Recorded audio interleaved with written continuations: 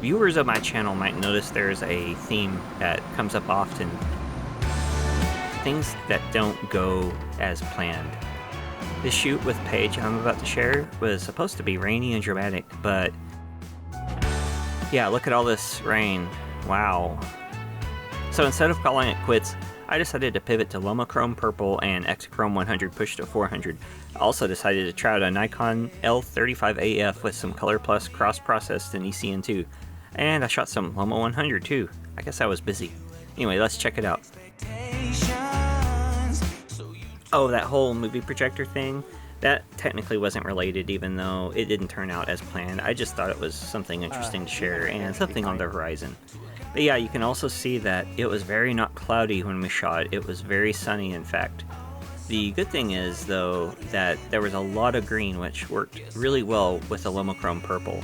And the yellow dress also worked well with purple, too. Yellow is on the spectrum of grass and vegetation, which Lomochrome Purple turns purple, or in the purple range. So it kind of worked out pretty well. And also her hair is in that range too. So that's pretty cool. I like how the skin tone looks in these types of photos more than some of the other stuff I've shot with purple. But yeah, I moved quickly to open shade to help combat the intense light and the very nasty light. There was some dappling, but nothing too severe, and actually I liked a lot of it. She wore red shoes, which normally looks really good with purple, and actually it works well with Metropolis too, bonus.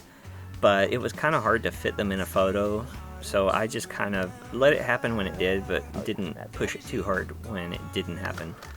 And otherwise, I kind of like how the purple came out, but I also wanted to shoot some slide film because of the color of the dress. And you'll see a couple more purple shots. And I shot this around 400 ISO, and I think a couple of them I shot at 200, but I really I couldn't tell much of a difference between that. But like I said, she had that yellow dress, and I wanted to do something that actually depicted the color more as it was. So I had some Ektachrome 100, and just in the spirit of trying to figure things out, I shot it at 400 to see what it would look like. And I'm really happy with it. I just developed it in a standard D6 kit.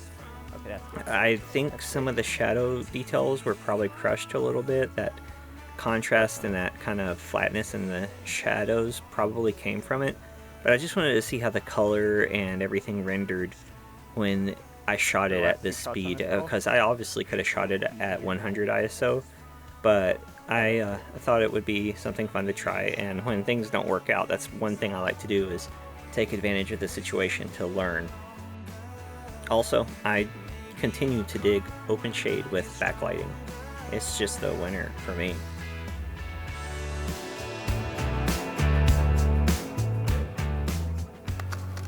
This is an example of taking advantage of the dappling, and also I was really pleased with how the Ektachrome was able to hold the highlight detail, because that was pretty heavy, and digital scanning does help with that, at least in my experience. When you have blowouts or deep shadows, you can pull a little bit extra out of that with the camera scanning. And we moved in and out, and we had a couple of times that were maybe slightly cloudier than others, but we didn't have any rain at all during the shoot. There was some kind of on the way there and back, but yeah.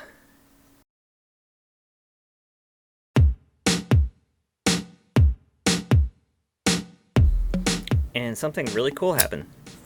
I got mail from Gavin Lyons, who is a viewer and subscriber and has his own YouTube channel, which I will link in the description and at the end of this video. As I mentioned, sent me some really cool stuff from Austria, and so this expired Ektachrome, and then this SFX film, which is an infrared sensitive film, really old Ektachrome film, check that out. And these sweet gummies and candies that should be fun to eat, probably off camera. And the big prize, the Fuji FP100C, which is going to be a video in the near future. So thanks, Gavin. Once again, I will link his channel in the description and at the end of the video. So if you have mail to send to me, get in touch and let me know. and I'm always open to receiving it. Thanks.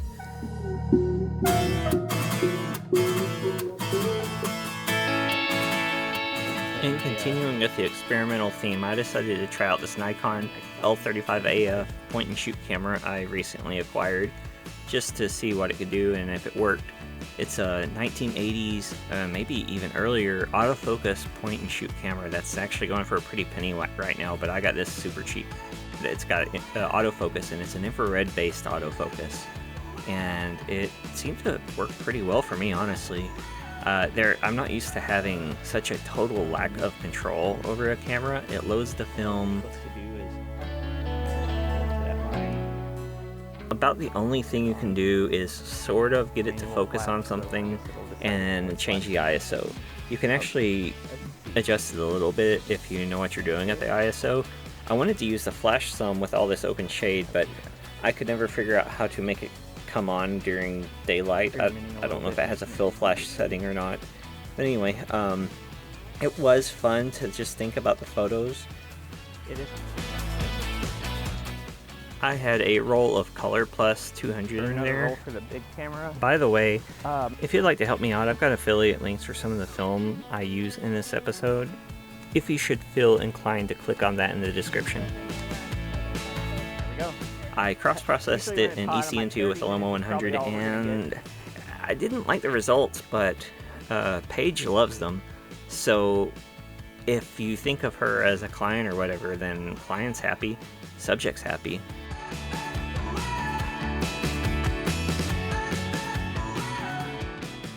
I think a lot of this comes from the ECN2 cross-processing, and I think my chems were a little old, which is why I think it's extra grainy and weird looking, because I usually like ColorPlus cross-processed. The yellows look pretty good though, which is one of the things I really like about ECN2 processing ColorPlus. So I'd like to try this maybe in a different camera with different lighting and with fresher chems and see if I can get something more out of it.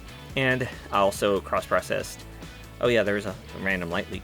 I also cross-processed Lomo 100, which again, I have mixed feelings about, but sometimes it just looks really good.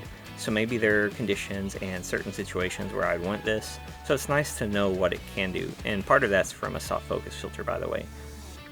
Anyway, I actually tried a few other things out there, but they're for future videos. And this video has been really difficult and just not coming together very well. But I decided to just kind of roll with it and see what happens. Cool. Can't win them all, but sometimes it turns out better than you think. I'd like to thank my patrons who are listed here. Finally, you help a lot, and if you would like to contribute to my Patreon for as little as $1 a month, the link is in the description. Thank you for watching. If you enjoy this video, don't forget to subscribe and like the video and turn on notifications for when I make new posts. Check the playlist on the right for my film reviews, the video on the left to see what YouTube thinks you should watch in my videos. Thanks, bye.